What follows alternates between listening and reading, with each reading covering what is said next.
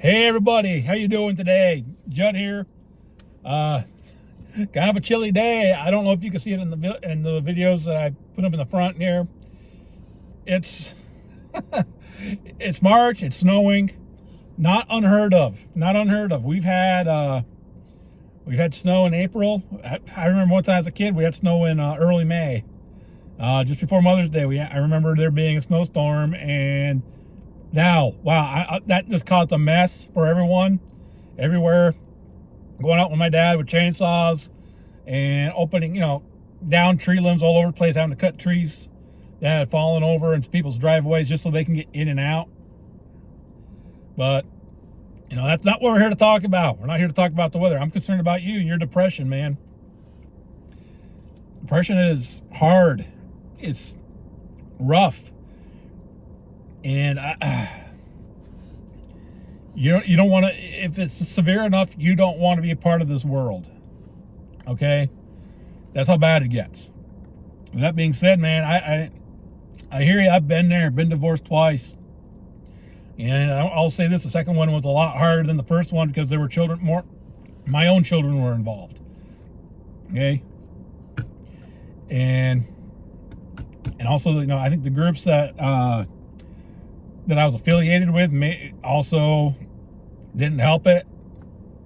It was, you're trying to be right with God, and you got people from all sides of you, and you're being told you're damaged goods and you're not worthy of love, and you're not. It's hard. I'm gonna tell you right now, man, it's hard. Okay, I don't blame God. I made my own decisions. Two people I married, I should have never have married. That's on me. All right, red flags were there. All the red flags were there. I chose to ignore them because I was desperate. Okay, that's neither here or there. That could be another video. But what I want to talk to you right now is the depression that you're going through. Okay, I've already did a video of 5 things not to do after a divorce or a breakup. Okay, so I'm going to take my seatbelt off because I'm not moving. I do have the heater going because it is on the chilly side. But you're not alone, okay? There are people who've been there. They've been through it. Okay, they've been through that wilderness. They've been through that storm. Okay, they can help you navigate it. So I'm going to tell you right now, if you are just starting to go through a divorce, separation, I'm going to be real with you. You're going to get depressed. It's going to happen.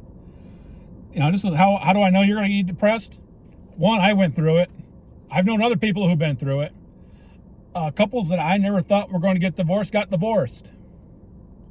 Either she had someone on the side or he had someone on the side. Divorce is going to happen. So here's some things that I know why you're going to be going through a divorce. One is you just lost a major relationship in your life. Okay? And I'm not talking about the person died through a tragic accident or through some disease or old age. I'm talking about you lost them to betrayal, and that is devastating.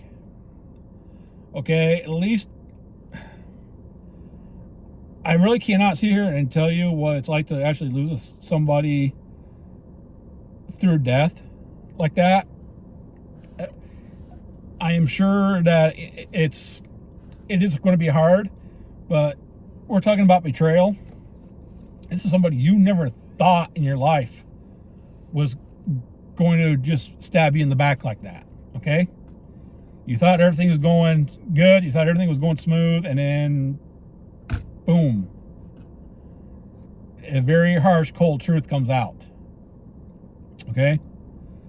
And it is. It's a cold, hard truth. A person that you trusted betrayed that trust. They took that love that you had for them and they destroyed it. Okay? So, yeah, you're going to get depressed. You know what else is going to make you depressed is your financial situation. You can't tell me that your, finances are going to tank. They are. You're going to have legal expenses. Okay? You're probably going to have to find yourself a new place to live. All right? Most of the time, if you're in a divorce situation, usually the man is the one who is kicked out of the house. Especially if there's kids involved, usually the mom gets the house. Okay? This is why, the next time I decide I'm going to get married, I'm still very open to marriage. I'm chatting with a person right now. Don't know where it's going to go. Okay? But I want you to understand something that, 9 times out of 10, it's the man it's the one who's having to move. Okay? This is why if you already own your house, don't put their name on it. Okay? Don't put their name on any of it. Get a prenup. That's my recommendation if you want to keep most of your property like that, is make sure their names aren't on there, and prenups. Okay, so you got the financial stress. Like I said, you're going to be finding yourself a new place to live. You're going to have your legal expenses. You're starting over. Your credit score is going to take a hit. All right, and I don't think that should happen. I don't think if you're going through a divorce, divorce happens. That should not affect your credit score. But hey, I don't make the laws. That's how it is. Okay. And you're also got, you're going through a lifestyle change. If you think about it, you had a certain lifestyle. Maybe, things were set up a certain way. Your work schedule was different. Your daily routine was different, and now you're waking up, and for whatever reason, now it's been disrupted. Okay, you're not, maybe you're having to work more. Okay, alimony, child support. By the way, guys, there's only 7 states that are alimony states. Actually, maybe 6 now. I don't know if it's 7 or 6. I can't remember what numbers there were before Florida did away with alimony. But yeah, if there's, you're going to be stuck with either alimony or child support. Something you need to be thinking about that. Okay. So, especially, so you're going to have to be working extra jobs in order to help compensate. And that also goes back to my previous statement of the financial stress. So your lifestyle stress is going to be a second or third job. Okay. Maybe it's also going to be including you having to go pick up your children, every other week. Sorry. It's going to happen. Okay. I've been there. So, there's things are going to be changing. There might be more noise. There might be less noise.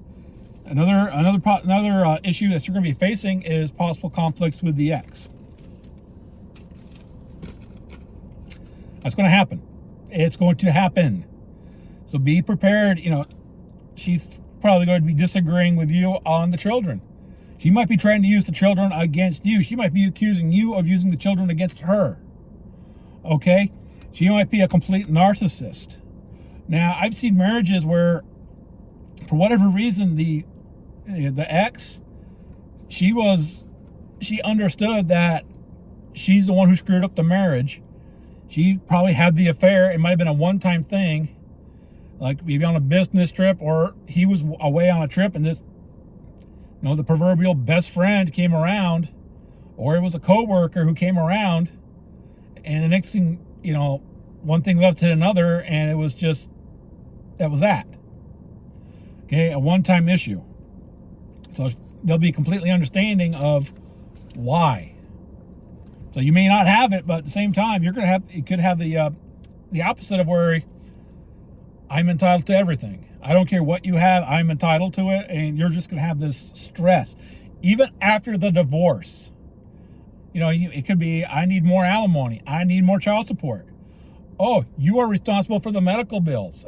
Another financial stressor. So it's just going to be conflict after conflict after conflict. A famous, I guess it was a TikTok video that's going around. I've only seen it on, Facebook Reels or people making comments on it. The woman, she is, she has 6 children, all with different daddies. That's a red flag, guys. Okay, if you're meeting up with a girl who is 5, 6, has multiple children, all with a different daddy, don't, please don't. Okay. Now, here was the conflict. She had one father, and obviously he must be doing pretty well for himself. He wanted to take his daughter that he had with her, with the mother on the TikTok, wants to take his daughter to Disney World with his new wife and presuming their kids. And she said no because her other kids couldn't go.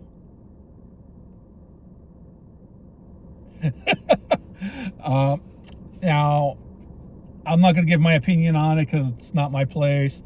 I think you guys can pretty much give a really good guess about why, what my opinion is on that, because I think we all have the same opinion. But at the end of the day, yeah, you're going to have conflict. Like I said, especially if there's kids involved. And then the other factor that's going to probably lead to depression is a history of depression. Have you gotten depressed in the past? I mean, has your whole relationship been one depressing event after another? And that's how I was. I remember just being so angry over my marriage. This was before the divorce. Before she said she didn't want to be married anymore. And I think I knew in the back of my mind, I had no place to go. I had nobody to talk to. Anytime we had, I had a chance to make friends, go out, I'd be going out with those friends, and within an hour, I'm getting a phone call. But when's it going to be over, this, that, and the other, and I really would not be invited to other group events again. So, yeah. It's hard. So if you have been depressed in the past, your chances are you're going to be depressed again. Okay. Probably, maybe even, to me, I've actually am of the belief that depression, I am not a doctor, by the way. Again, this is not medical advice. I'm talking about what works for me. So don't sit here and think that I'm giving you some advice. I'm talking about me on this, because I'm not a doctor or a therapist, like whatever. Yeah, depression runs in my family. I've had spiritual leaders actually say that they believe that there is maybe a family curse when it comes to depression. I have family members who've had mysterious deaths. And some of it was a result of self-harm. Some of them they couldn't tell if it was self-harm or just an accident, or the appearance of it being self-harm might have been as a result of some other medical issue. Nobody knew, but that was in my family. So the whole thing, this might be a family curse, it might be a family condition. So there's those possibilities. Okay, now what you can get out of this, all right? So I mean, sometimes it's just time. That is what you need, but you also need to function. So here's some ideas to help you out in getting out of it. This is things that I have done, things that I've used. Some of them I am continuously doing right now in my life. So sometimes, and what you need to do to deal with depression is find a therapist. Okay, find a good therapist. There's a lot of therapists out there. They're just not good therapists. They're soothsayers. They're ear ticklers. They want you to feel good. They don't want to get to the root cause of the depression. They don't want to address that. So what they're going to do is they're trying to say things to make you feel good. Okay? So find a good therapist who's just going to tell you the truth. who is actually going to help you. And with that, you might have to ask around. You might have to, look around, talk to other people. Okay? And I know a few good therapists around. I have talked to them. Okay, and it works. But you got to find a good one. And it may not even be a therapist. I know a lot of preachers and pastors who are certified therapists. They have a small practice connected to the church. So, and so they're not only are they able to just help you out, give you spiritual advice and pray with you, they can actually help give you sound advice as a therapist, help you address issues. Okay? Now that may not be the case for everybody. Your pastor may not be like that, but it is something you need to just ask questions about. Find a support group. There are a lot of divorce support groups out there. Usually they are connected to a church. So call around, ask around. Understand these support groups, what they do is they help, they've been there. These are a group of people, they've been there, done that. Some of them, they're just a part of the support group to give the support because they've been through it. All right? It's like Alcoholics Anonymous. You got people in that group who have been, who haven't had a drop of alcohol maybe 5, 10, 15, 20 years. But they go to help others out. Okay? So when you're going to these groups, it's not just, a bunch of people who have just recently been divorced. There are a bunch of people there, they've been through it. Right? They've walked that wilderness. They've been in that ship as with the wind blowing around them. Okay?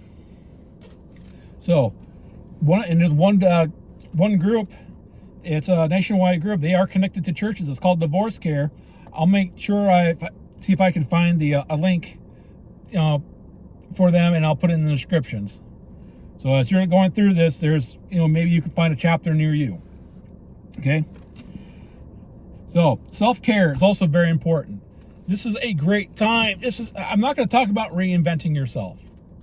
Okay? But improving yourself. Okay? Start going to the gym if you can. I personally, I don't like the gym as a whole. And the reason is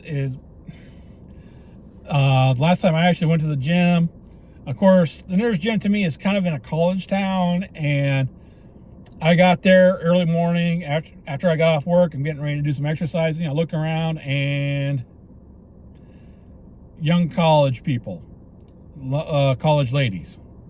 Okay, and they're using the equipment that I was going to be using.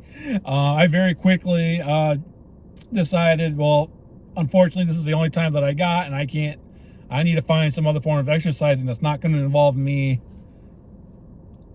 being around them, being at the time in my mid-40s. So, yeah, I made the decision to vacate that gym. Now, I had to stop at, certain exercises when I found out I had a hernia. I didn't want to aggravate it, make it worse. So I am actually looking at, now that I'm towards the tail end of the recovery, I'm actually going to be starting my exercise routine again. What I've done in the past is DDPY. It's a form of, it's a style of yoga. And there are a lot of people out there, they have their thing about yoga. Okay? They have their thing about it. I wasn't really picking up a lot of the spiritual cues. Diamond Dallas Page, former wrestler, of course, they had a lot of different views on it. He's got his spiritual views, and he was kind of, those were kind of, put out there. It doesn't matter what you do, you're going to have to filter it out. But for me, that's a great lower impact workout until I lose enough where I'm comfortable jumping back in and doing, more heavier stuff. So there's things to look at and things to do. Okay? But exercising is great for that self-care. Just start eating healthy. All right? Yes, your finances have just tanked on you. And I just went grocery shopping today, and I spent over $80, almost $90, what seemed like hardly any food. Yes, it's expensive out there to try to eat healthy. It is. I'm not going to lie to you about that. But please, please, brother, start eating healthier, okay? Quit going to McDonald's drive-thru, Burger King drive-thru, wherever drive-thru you're going to go through, quit it. All right? Quit eating the fried food. Throw it away. Really, anything, a lot of stuff that has a lot of sugar in it. Yeah, I'm a sugar addict right here.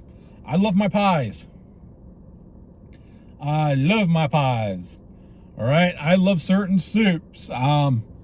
Split pea soup being my favorite. That must be because I'm from New England, up in the northern part of the country. I love it.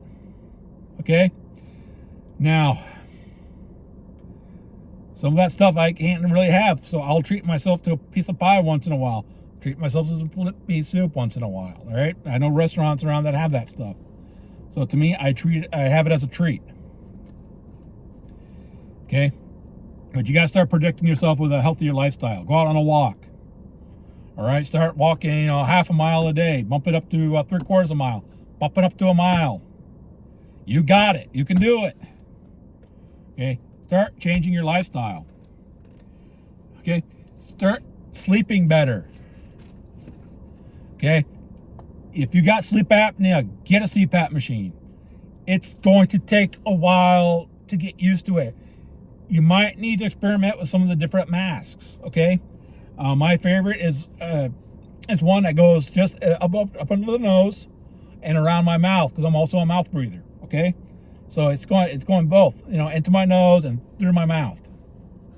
That's very important, okay?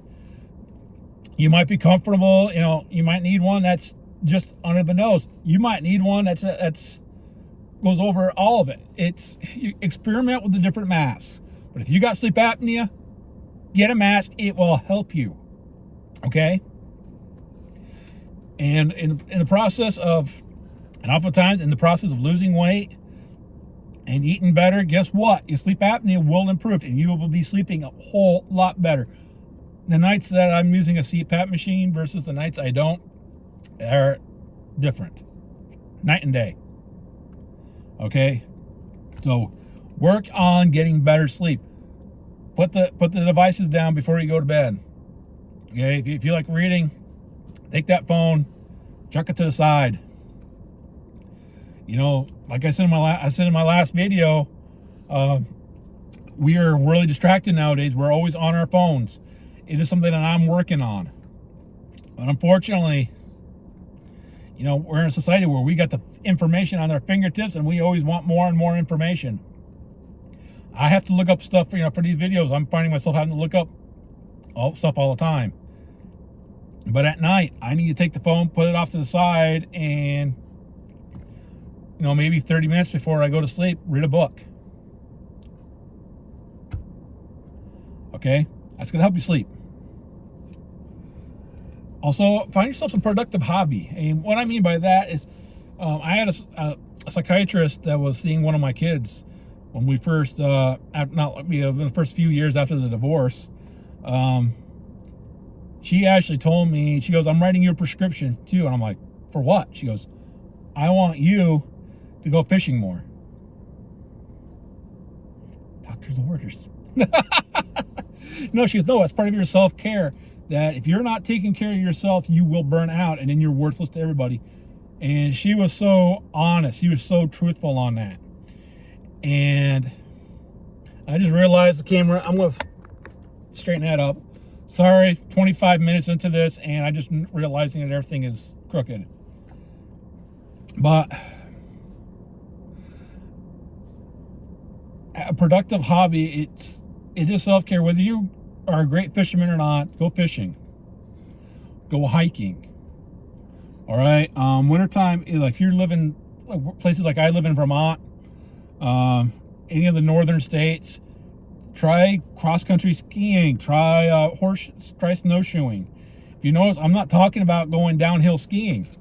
I have my own stories and horror stories about downhill skiing. It's nothing that I've done personally, but it's the aftermath that I had to help clean up. So Once again, this is me. Maybe you love downhill skiing, but when I was a youth, I was part of I was a student observer for an ambulance service as part of a class that I was taking in high school. And on this one particular day, we had to go up to one of the big ski resorts here in the state of Vermont, Killington. If you're into skiing, I'm sure hopes that you know what Killington is. Last I heard, it was one of the top ski resorts on the East Coast. So go ahead, you guys. So if you haven't heard of it, look it up. But what you need to do is what you need to do. Let me finish my story real quick, and I'll get on to what you need to be doing. We got up there. It took us about 30 minutes to get up to the base lodge, where they were going to be bringing this one girl who came off the mountain. They said that she had an accident up on the mountain, possible broken leg. That's all we knew. We got up there. We ended up sitting there for 30 more minutes. Now, it took us 30 minutes just to get up there, and we had to sit there for another 30 minutes waiting for them to bring her off the mountain. That was intense. And when we got her, she was not coherent. She didn't know who, she couldn't remember the name of her boyfriend. Okay, this guy may not be the boyfriend, or whatnot. So we asked her questions. What's today's date? Where are you at? What is your name? She could not really coherently answer those questions. So she was messed up. Come to find out, she was supposed to be on one of the beginner trails and somehow wandered off onto one of the Black Diamond trails. And she went into a tree. Yeah. So I got turned off from skiing a long time ago. That's my skiing horror story. But yeah, find a productive hobby. Like I said, there's plenty to do. Bike riding. There's another one. Do something for you, for your health care. Let it be a hobby. Heck, maybe you're like me. You like mugs. I like mugs. Okay, I like different kinds of mugs. So I don't have one here today, but something to think about. And finally, something that you might need to do. By the way, this is unsweetened tea. I don't want to hear any hate about it being a McDonald's cup. It's unsweetened tea. One final thing to think about is medication. Okay, once again, I'm not a doctor. I am not a therapist. I'm not a psychiatrist. Medication is up to you. Okay? I personally don't like it. I've had bad experiences with these different drugs that they use for depression and anxiety.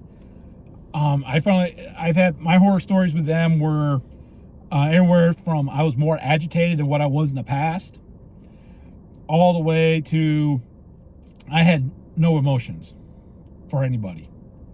You could have told me one of my kids had just died, and I would have had no emotional reaction. And that's and also in today's world, I believe that we're just over medicated. I mean, if you think about it, there's a pill for everything. And like I said, I'm not a doctor. Okay, so please don't take what I'm saying as medical advice. You got to work that out for yourself. Talk to your own medical practitioner, whether it's a nurse practitioner or actual doctor. Talk to them. Okay, about what's going to work. To me, you need a lot of these medications are a band-aid to cover a more serious problem. Okay, so what you need to do when you're coming out in your depression after your divorce is get to the root cause of it, and it is probably from the divorce. Cover everything. Okay, get down to the root cause. You have to function in society. Okay, you're not going to have a time. You're not going to be allowed a time out from work, from life, just because you're depressed. I hate to say it. Find out what works for you. You know what? Maybe all these things that I just listed is going to be enough. Maybe going, talking to a therapist, support groups, everything from exercise, eating right, the more physical activity,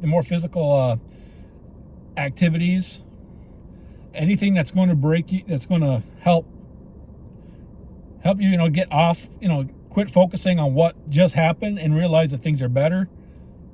That might be enough. Okay. But whatever you do, don't be handed a bunch of pills and we think that this is going to be your cure-all. I've known people like that. My ex's family was like that. They didn't understand why I didn't want to be on pills all the time. And when I would say I need to address the actual issue and just not be taking pills all the time, particularly the women in the family, where they thought that was the worst thing in the world. And once again, that should tell you everything. But no, you're not alone in this, man. You're not. So, when you're starting to go through this state of depression, you're going through that divorce, you're going through that breakup, that relationship that you thought was going to be a forever relationship is ending, and there's nothing you can do about it. Start taking care of yourself. Okay, like I said, I'm going to go through these points again. Therapist, support group, self-care. Those are going to be the three big ones.